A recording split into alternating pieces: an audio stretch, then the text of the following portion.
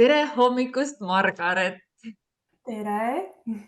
Aitäh, et sa tulid siia minipodcasti Täitunud unistus. Sa oled esimene külaline ja väga äge, et sa oled nii julge ja oled valmis enda täitunud unistuse lugu jagama või täitunud unistuste lugu jagama.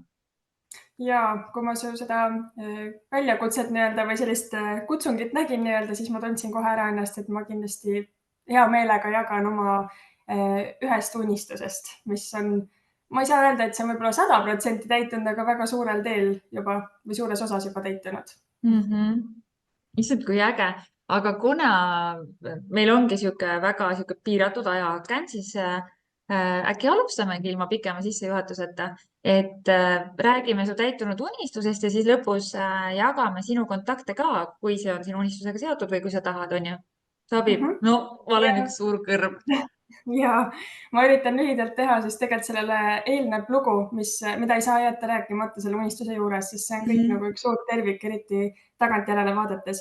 Et ma siis väiksest peale juba, kui ma olin ise alles väike laps, mind tohutult on paelunud beebid, rasedus ja sünnituse teemad. Ja see on tõesti nagu, ma ise ka ei tea, kust see tuli, aga juba väiksest peale ma mäletan, et mind väga huvitasid need teemad. Ja muidugi, mida vanemaks ma sain kooli ajal, kogu aeg mõtlesin, et tahaks kuidagi tulevikus lähemalt kokku puutuda nende teemadega, aga pole õrna aimugi, kuidas veel täpselt, et ei olnud nagu kohe sellist selget nägemust. Ja siis gümnaasiumi ajal tuli mul kindel mõte, et vot mina lähen õppima ämmaemandaks, et see ongi see, et seal ma saan kõikide nende teemadega on ju kokku puutuda. Siis gümnaasiumi lõpp hakkas lähenema, läksin katsetele, ise hästi entusiastlik ja täiesti kindel, et noh, see ongi see ja kõik läheb hästi, on ju.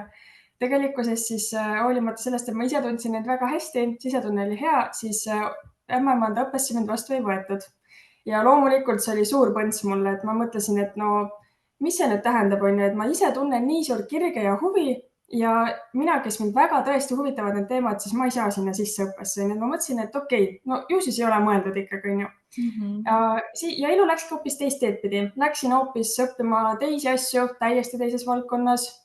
Tuli erinevaid ägedaid töökogemusi, kõik nagu, ütleme, sujus selles nii-öelda teises teemas edasi.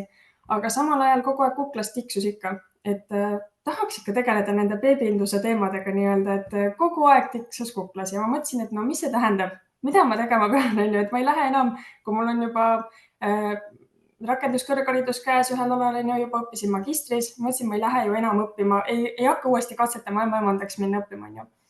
Siis mul vahepeal mõned aastad pärast seda gümnaasiumi lõppu, siis oli mul võimalus oma õe teise lapse sünni juures olla. Ehk siis see oli nagu sihuke alateadlikult või nii-öelda mitteteadlikult esimene kogemus, kus ma sain olla päriselt nii-öelda sünni kõrval. Ja siis, kuna see oli nii äge kogemus ja tõesti nagu sihuke nagu elumuutev minu jaoks, siis ma tundsin, et ma tahan seda veel teha, et ma ei saa jätta seda sinna paika, on ju, et see on nagu nii tugev unistus. Ja siis ma sellel ajal enam-vähem saingi teada või kuulsin üldse, et on selline amet olemas nagu sünnitoetajad ehk tuulad. Ma ei olnud enne kuulnud sellest. Ja kui ma hakkasin täpsemalt uurima, siis ma saingi aru, et tegelikult see, mida ma nii-öelda unistasin ämmaemanda ametis, et mida ma hindasin ja mida ma tahtsin teha, tegelikult see oligi sünnitoetaja töö. Ehk siis ma pigem ei unistanud niivõrd sellest nii-öelda meditsiinilisest osast, mis selle ämmaemanda tööga on ju, mis ongi ämmaemanda töö tegelikult on ju väga suures osas, vaid ma pigem just unistasingi sellest nii-öelda kontaktist naisega, perega, sellisest nagu emotsionaalsest toetusest. Et see oli nagu see, mis oli minu nägemus, et ma kujutasin ette, kuidas ma suhtlen ja olen ja nagu just see pehme pool nii-öelda, mis selle teemaga nii-öelda kaasneb. Ja siis oligi, et ma hakkasin neid võimalusi uurima, et noh, et kuidas ma saaksin saada sünnitoetajaks. Ise küll mõtlesin, et naljakas küll, et olen siin mingi magistrikraadi lõpetanud ja kuidas ma nüüd lähen ikkagi mingi kursusele lihtsalt ja õpin sünnitoetajaks, et nagu, et mis kõik töö on nagu, noh, vaev, mis ma olen näinud, justkui nagu oleks kasutu.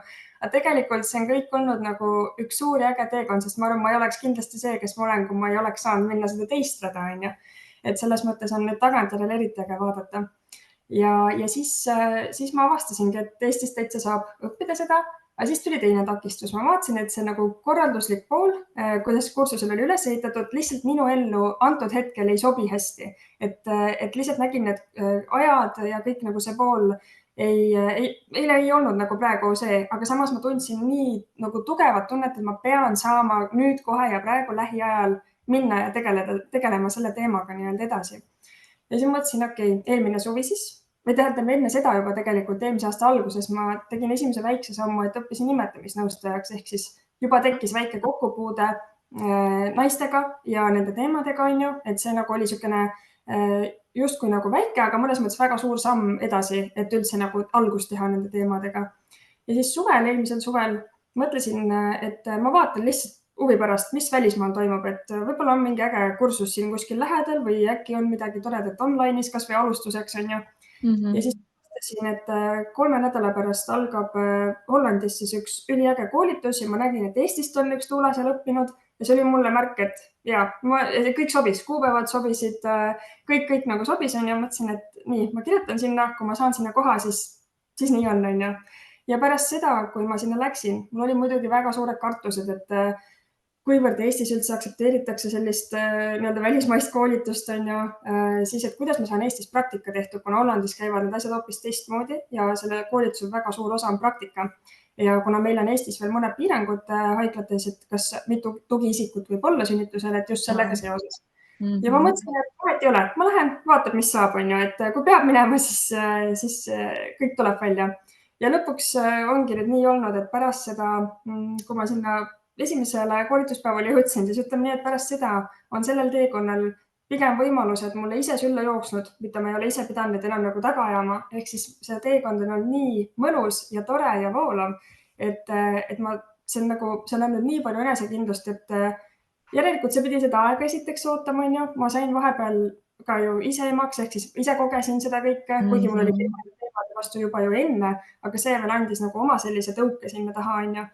Ja kuidagi, ja sellepärast, miks ma alustasin ka, et see teekond, kindlasti ma ei saa öelda, et see unistus on 100% täitunud, sest ma olen alles sellel teel, aga kuidas ma siis ütlen, sellel suurel unistusel on veel omakorda unistused, on ju, et peaks kuhugi püüdlema, aga ma olen ikkagist juba, see unistus on täitunud, et nüüd ma saan tegeleda juba beebidega, emmedega, peredega.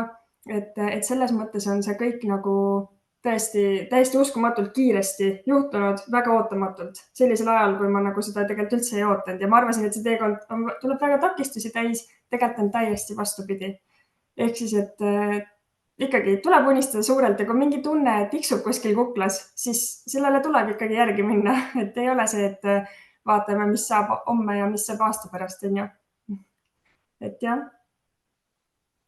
Jaa, kas sinul, see on jumala lahe lugu, kui sina hakkasid tundma juba nagu nii varasest east, et see on sinu teema, siis kas sa ka nagu teadlikult kasutasid mingisuguseid, ma ei tea, visualiseerimist või sul õnnestus olla oma õe sünnitamise juures, mis veelgi rohkem kinnitas seda teekonda, on ju.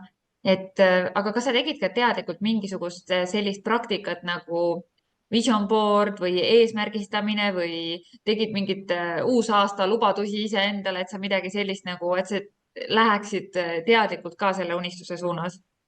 See on hea küsimus, kuna see hakkas nii vara juba nagu minu sees nii-öelda vaikselt see teema hoogu koguma, on ju, siis esialgu ma kindlasti nagu teadlikult selles mõttes ma ei teinud mingeid praktikaid, ei pannud kirja. Kuigi ma praegu mõtlen, mul tuli praegu just meelde, et kui me sealsamas gümnaasiumi viimasel aastal, meil klassijuhataja palus ka kirjutada endast kirjad, mida ta ütles, et äkki 10 aasta pärast avame, see 10 saab kohe nüüd täis. Issa, mul juba kananahk tuleb peale reaalselt. Ja ma mõtlen, et sinna ma minu meelest kirjutasin, aga ma arvan, ma kirjutasin sinna selle, et ma olen ämmaemand. Aga seal on see teema kindlasti sees, sest ma mäletan, see oli väga aktuaalne. Ehk siis nüüd oleks tõesti väga huvitav seda kirja lugeda, et mis ma täpselt sinna panin. Et selles mõttes mingisugune kirja pandud asi seal on.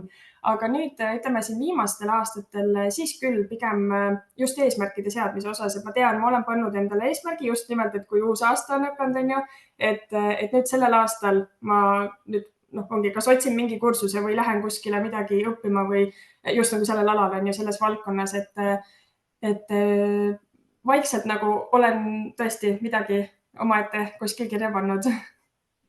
ja aitäh, Margaret, et sa jagasid seda nii lahedat ja sellist inspireerivat lugu ka, kuidas ikkagi aeg-ajalt tuleb mingi takistus teele, siis sa nagu tõmbad tagasi, mõtled, et okei, võib-olla polegi praegu nagu õige aeg ja siis tuleb iseenesest kuskilt nagu, ma ei tea, keegi toob kandikul ette, et kuule nüüd ja Just nagu lükkab, et ongi. sinul tuli vahel see oma, noh, et sa olid ise, said emaks vahepeal onju ja sa said nagu Mhm. päriselt selle kogemuse veel onju.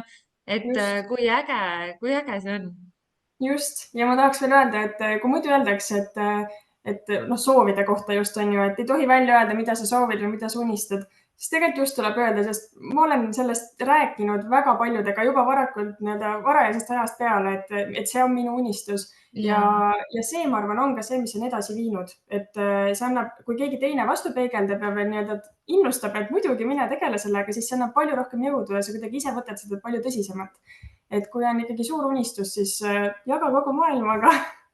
issand, kui hästi öeldud ja ma olen sellega 100% nõus. sest et Ja kui see on sinu unistus, see tuleb sinu seest, sinu südamest, sinu hingest, siis sul ei ole mingit hirmu selle taga, et äkki keegi, ma ei tea, kopeerib seda või võtab selle ära või et ma selles osas ebaõnnestun seda, see ei just ole nagu reaalne, sest et kõik, mida me teeme südamest ja kõik, mis tuleb nagu niimoodi, et silmad säravad ja me tõepoolest tahame seda 100% teha, siis nagu nothing holding us back. täpselt, väga õige. nii lahedasti öeldud. Margaret, aga meil hakkab 5 minutit vaikselt täis tiksuma või ei hakka, kas ma vaatan valesti? kas sa Ma näed ei tea, praegu mina aega? ei ma ole läin, küll jälginud.